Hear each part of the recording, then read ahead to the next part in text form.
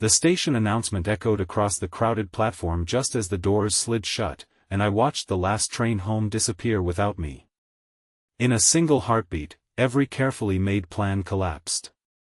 My phone battery was nearly dead, every nearby hotel was booked because of a citywide festival, and the only available room left in town belonged to a small family-owned guesthouse with one final vacancy that could only be shared with another stranded traveler. I had spent my whole life believing that sharing a room with a complete stranger was the kind of mistake people regretted forever, yet before the afternoon was over, that unexpected decision would completely change the direction of my life. If you believe kindness, forgiveness, hope, and second chances still exist in this world, please take a moment to like this video, leave a thoughtful comment, share it with someone you care about, and subscribe to our channel so our community can continue sharing emotional stories that remind us there is still goodness all around us. My name is Garrett, and I had never considered myself lucky. At 35, life felt like a long list of responsibilities that had slowly replaced every dream I once carried. My father had passed away years earlier, my relationship had ended after too many promises were broken on both sides, and my work had become something I endured instead of enjoyed. I had spent the day attending an interview in a neighboring city, hoping it might finally become the fresh start I desperately needed. The interview had gone longer than expected, and by the time I reached the station, the final train had already pulled away. The feeling that settled inside me wasn't panic at first.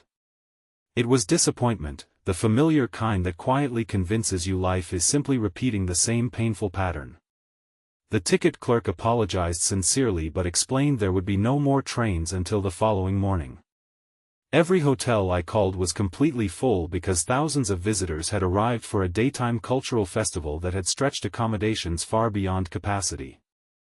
I sat on a wooden bench trying to think clearly while watching families laugh together, children chasing pigeons across the plaza, and musicians entertaining crowds beneath the afternoon sun. Everyone else seemed to belong somewhere while I felt completely stranded. An elderly woman working at the information desk noticed my frustration and quietly suggested a small guesthouse a few blocks away. She warned me they only had one room remaining, and the owner had been asking stranded travelers whether they would be willing to share it. I almost refused immediately. Everything about the idea sounded uncomfortable. Still, I had little money left after paying for my trip, and sleeping at the station was not an option. I thanked her and walked toward the address she had written on a small piece of paper. The guest house looked welcoming despite its age. Flower boxes filled every window, and the front porch overlooked a quiet street where cyclists and pedestrians enjoyed the warm afternoon. The owner, a gentle woman named Meredith, greeted me with genuine concern rather than rehearsed hospitality. She explained that another traveler had already agreed to share the room if someone trustworthy arrived. She assured me there were 2 separate beds, a private bathroom, and clear expectations of respect and privacy. Something about her honesty made the decision easier than I expected. A few minutes later, the other traveler arrived carrying a worn backpack and a suitcase with one broken wheel. Her name was Clara. She looked exhausted but offered a polite smile that seemed almost apologetic, as though she understood how unusual the situation appeared. There was nothing dramatic or mysterious about her. She simply looked like someone carrying far more emotional weight than luggage. The room itself was modest but clean. 2 single beds stood on opposite sides, separated by a small wooden table beneath a bright window. Sunlight filled every corner, making the room feel peaceful instead of awkward. We quietly unpacked our things without forcing conversation. It felt strange sharing space with someone whose entire life was unknown to me, yet there was also an unexpected sense of safety created by the simple understanding that we were both there because circumstances had left us no other choice. As the afternoon continued, Meredith invited all her guests to enjoy homemade sandwiches and fresh lemonade in the garden. The small gathering slowly dissolved the uncomfortable silence. Clara and I found ourselves sitting beneath the shade of an old maple tree while local musicians played soft acoustic music nearby. The conversation began with ordinary topics like delayed trains and travel plans before gradually becoming more personal. I learned that Clara had spent the previous several months caring for her grandmother through a long illness. After her grandmother passed away, Clara realized she had forgotten how to care for herself. She had accepted a new teaching position in another town, hoping distance might help her heal. Missing the train had felt like one more reminder that life refused to cooperate even when she desperately needed stability. Listening to her story surprised me because I recognized something familiar behind her words.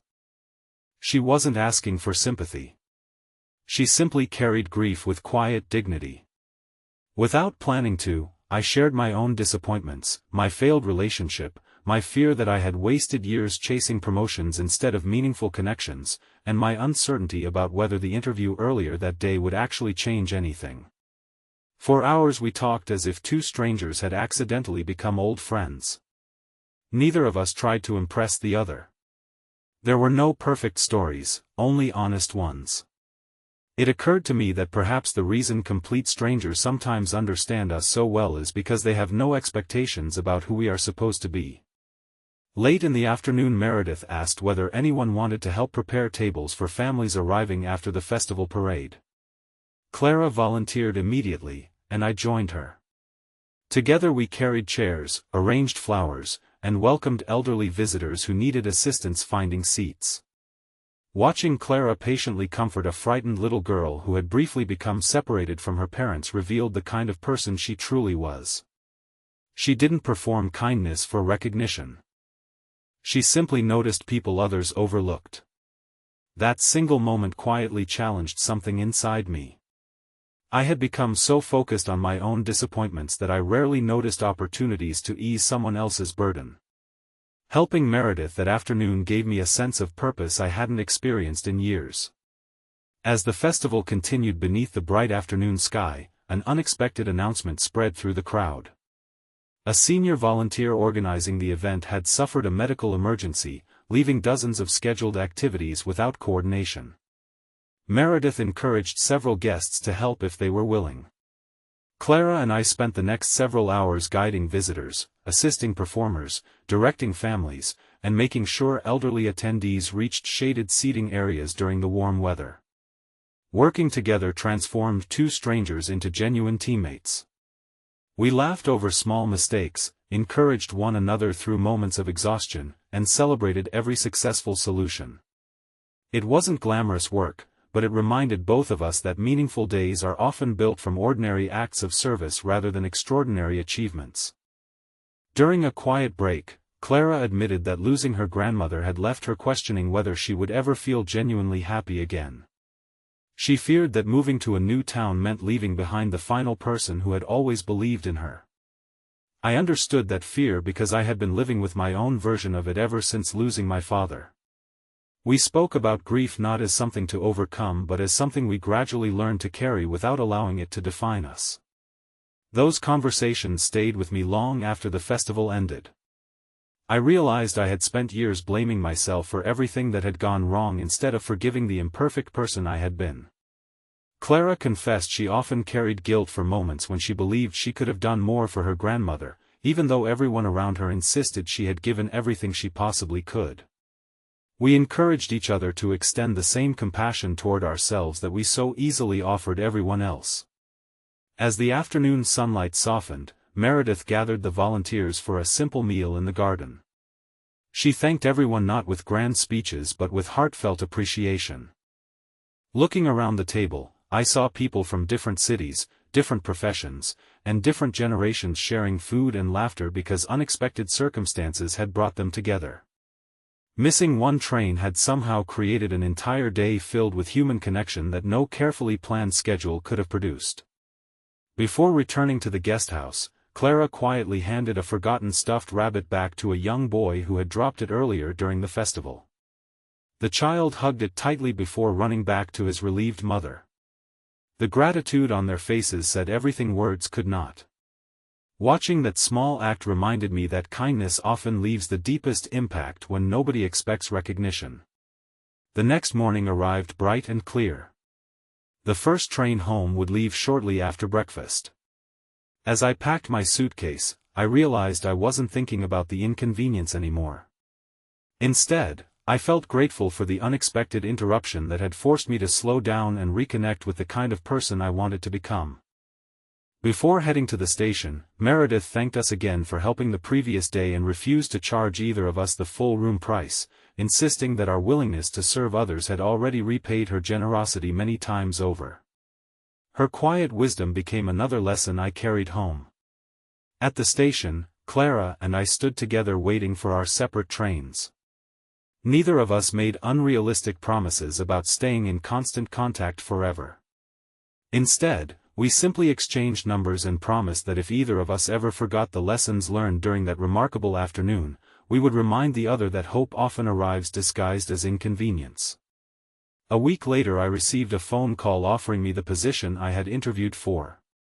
For the first time in years, instead of viewing the opportunity as merely a better paycheck, I saw it as a chance to build a healthier life. Inspired by everything I had experienced, I also began volunteering on weekends at a local community center. Helping people no longer felt like something reserved for extraordinary individuals. It had become part of the person I wanted to be every single day. Several months later I received a handwritten letter from Clara. She shared that her first year of teaching had been challenging but deeply rewarding. She wrote that whenever one of her students felt discouraged, she remembered the afternoon two strangers accidentally shared a room because one train had been missed, and she reminded herself that life's greatest blessings rarely arrive according to schedule. Even now, whenever I hear the sound of a departing train, I no longer think about the one I missed. I think about the unexpected friendships, the quiet acts of kindness, the healing conversations, and the reminder that some delays are not punishments at all. Sometimes they are invitations to become someone better than we were the day before. Before this story comes to an end, I would love to hear from you. Please leave a meaningful comment and tell us about a moment when an unexpected setback became one of the greatest blessings in your life, or share the lesson you believe this story teaches about kindness, hope, and trusting life's unexpected turns. If this story touched your heart, please like this video, leave a meaningful comment, share it with someone who needs hope today, and subscribe to our channel so you never miss another emotional journey. Thank you for being part of our community. May you always remember that even the plans that fall apart can quietly lead us toward the people, purpose, and hope we never knew we were searching for.